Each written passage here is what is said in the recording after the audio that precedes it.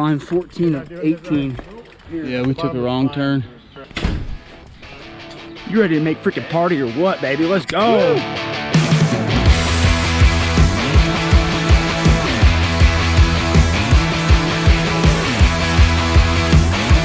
What's up, guys, and welcome back to the channel. So this past weekend, myself, Reese, and Lefty, we all headed down to Bentonville, Arkansas for the Rule of 3. Shout out to Reese. Reese hit me up. He's like, dude, I'll pull your camper down. That way you and Lefty can bring 4 bikes. So that was huge because I didn't have to sleep in a tent, and the camper is way more comfortable than a tent. So if you've ever been to Rule of 3, they have on-site camping. Like, you can park and camp like where the race begins. So it's really, really convenient. Once we pulled in, we kind of got set up, and then our good buddy David, who is actually lucky enough to live in Bentonville full time now, he came to say what's up and basically just hung out with us all weekend. Man, you guys just getting in? Good, we're here, just got here. Bentonville, Arkansas, Rule of 3. Hey, look at this space right now. Yeah, man, you guys got the early bird gets the worm, man. You guys got the spot. We got the tiny camper with the awning. Got the rug here, really ties the room together. And then Reese brought his big ass pop-up, easy up here. So this might end up being the party space. And we got the boy Lefty. So David's a KC homie, came down to hang out. After getting settled in at the campground, we made our way into downtown Bentonville for the Rule of 3 shakeout ride and to kind of walk around the expo for a bit. I've been to a lot of these bike race expos, and this one is as good as any of them. So we checked out the expo for a bit, and then we hit this shakeout ride, which was freaking awesome.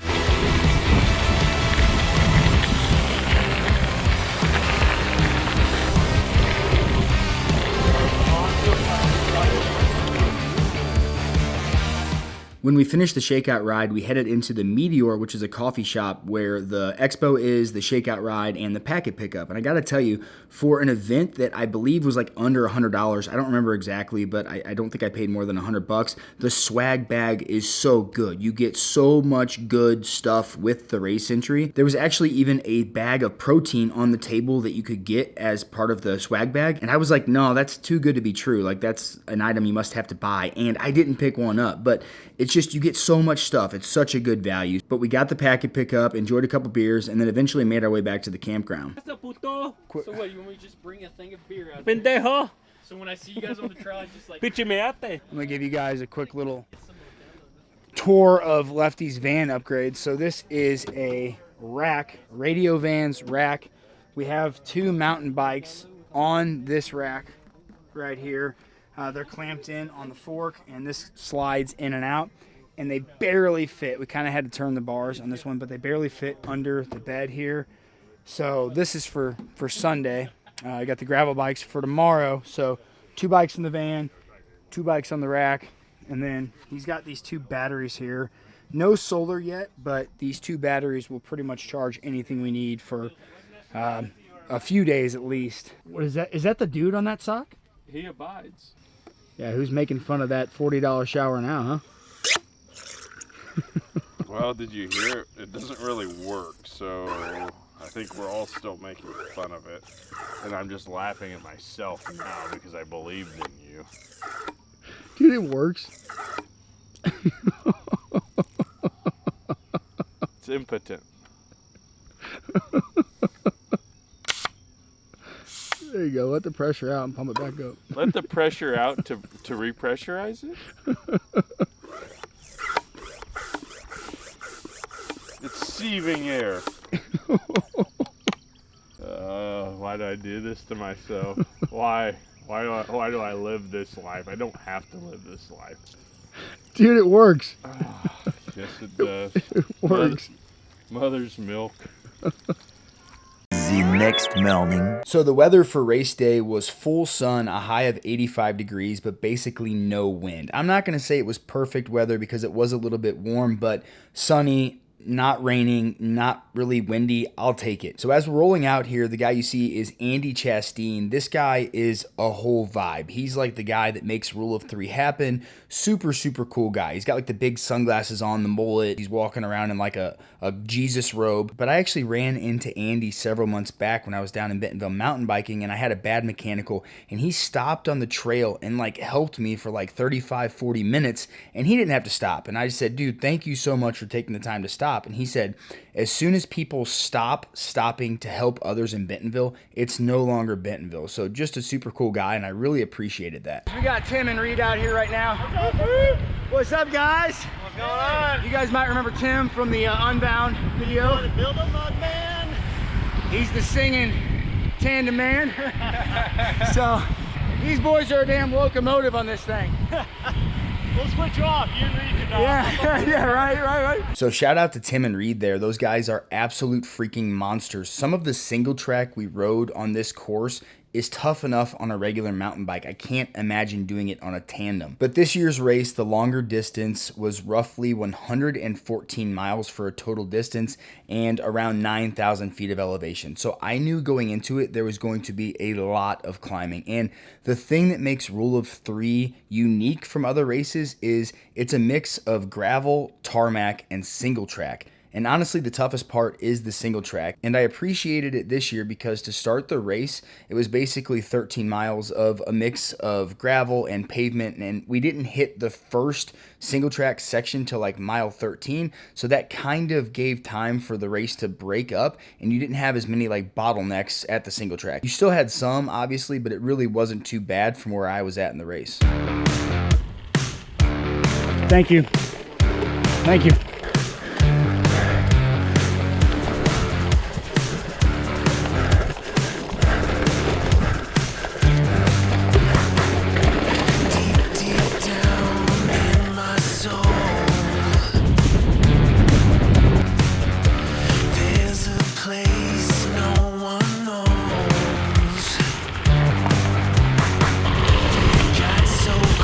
And what also made this race really tough was not only the single track and the elevation, but some of the gravel. We're not talking like just like south of KC, like mellow gravel. This was like some of this stuff like you see here was like a creek bed gravel, like super thick, fat rocks, really thick, really hard to pedal through. So you kind of just had to like power through that stuff, but a lot of it was smooth gravel. It was nice. As you can see in the video so far, there is a ton of shade cover, so it was a hot sunny day, but like the vast majority of this race has tree cover, so that just makes it super, super nice. Really pretty roads. So for nutrition, I started the day with 5 Stinger waffles in my back pocket, and then I had like several gels, and then I had 2 bottles of Ultraformance on the bike, and then I had a Camelback full of water. So this race actually was really well supported with SAG. I think there was like 4 or 5 SAG stops, super well stocked. Here you can see there's bacon, there's pancakes, there's sausage, they've got Stinger waffles, they've got Stinger like chews. So they do a really, really good job of supporting this event. So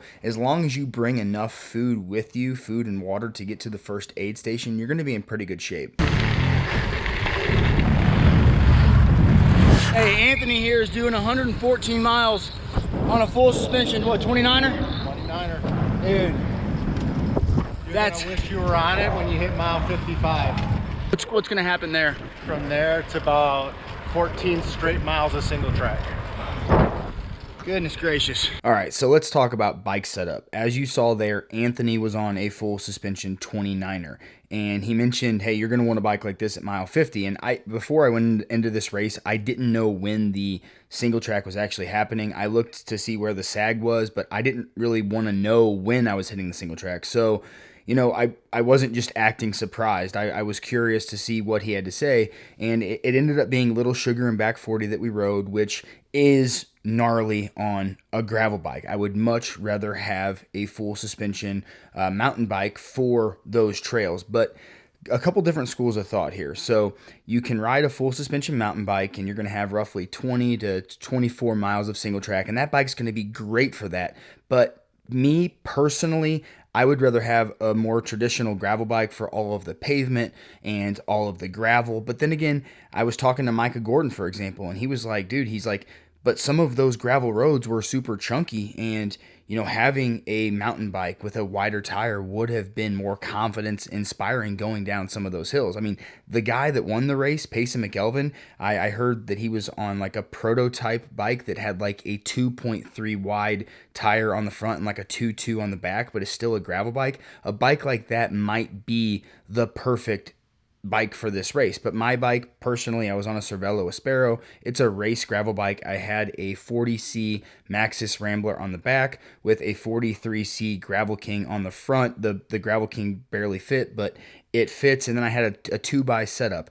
It worked fine. And was I as fast on the single track as I would have been on my mountain bike? No, but I'll take it for all of the pavement and the gravel. And that's just me personally. But hey, if you want to do this race and you got a mountain bike, you could probably do it. If you've got a gravel bike and you want to do this race, you could probably do it. There's nothing better than an ice cold Coca-Cola when you're suffering on a bike race on a hot day.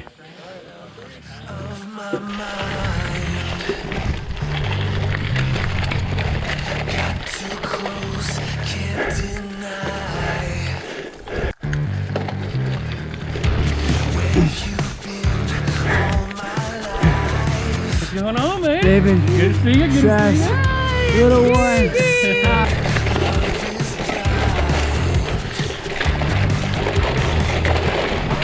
Shit. No. Cancel. Cancel. Yes, cancel. I was sending her too hard. Lost the bottle.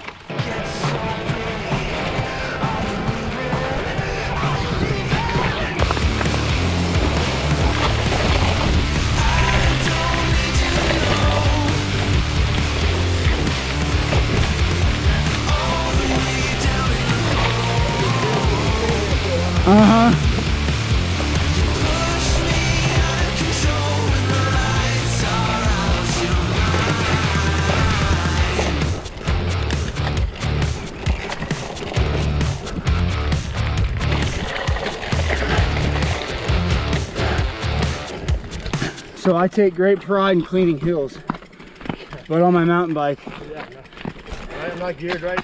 yeah, You're going the right way. climb 14 of 18.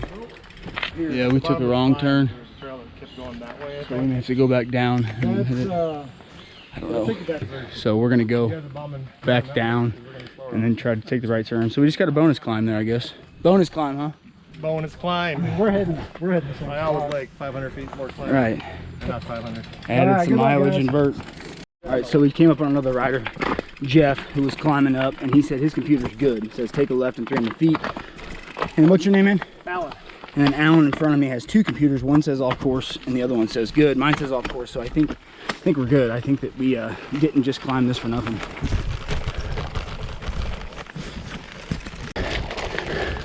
Shit.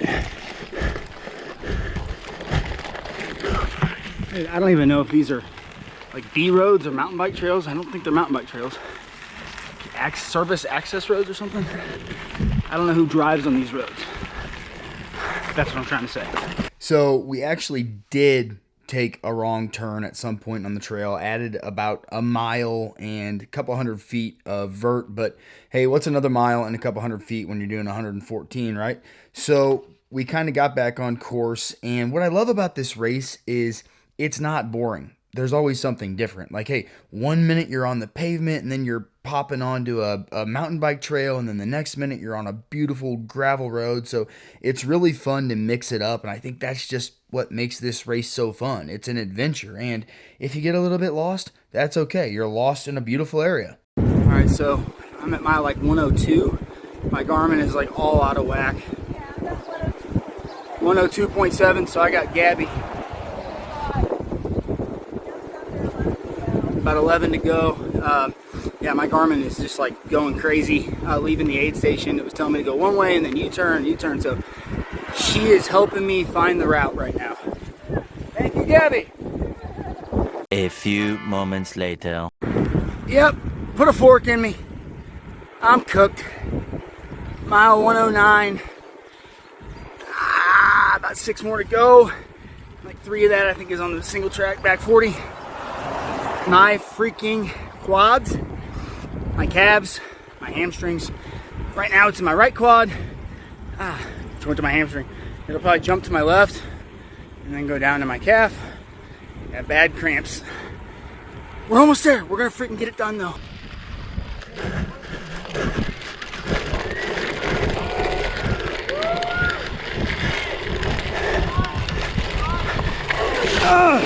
Woo!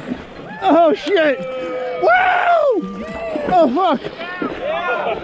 Woo! Oh!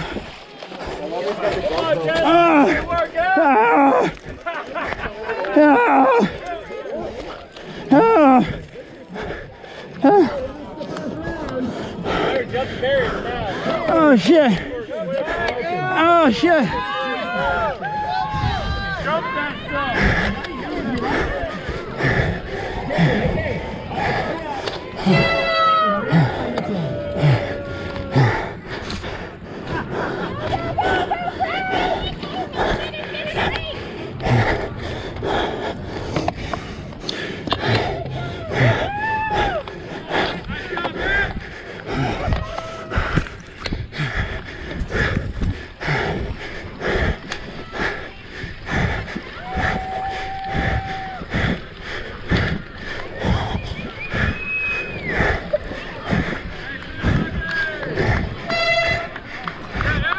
Yeah. Work out there. Oh no. Thank you.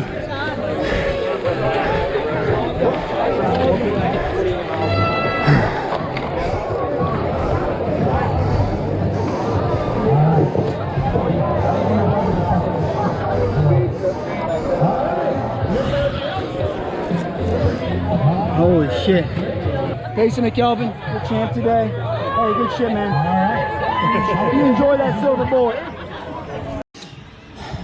All right, I finished 115 miles, 9,000 feet of elevation, 12.2 average. The moving time was like 9 hours and 26 minutes. It was the most climbing by far I've ever done in that short a distance.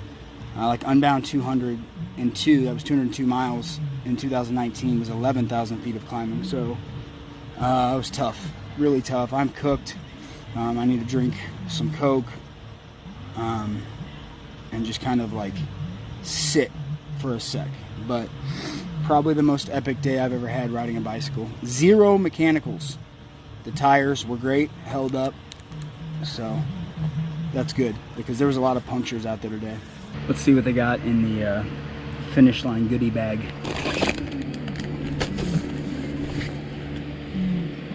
Fresca. All right. Yep, I need that.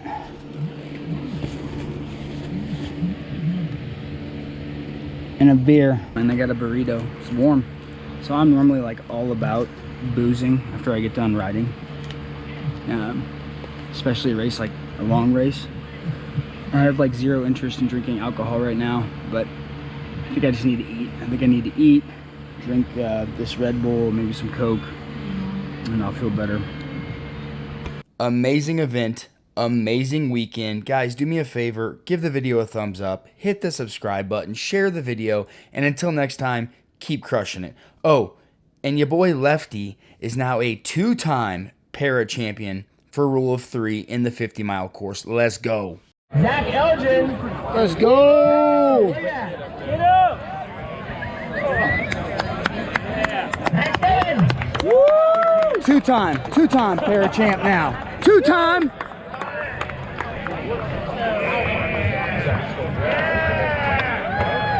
And that's first place right there, you guys.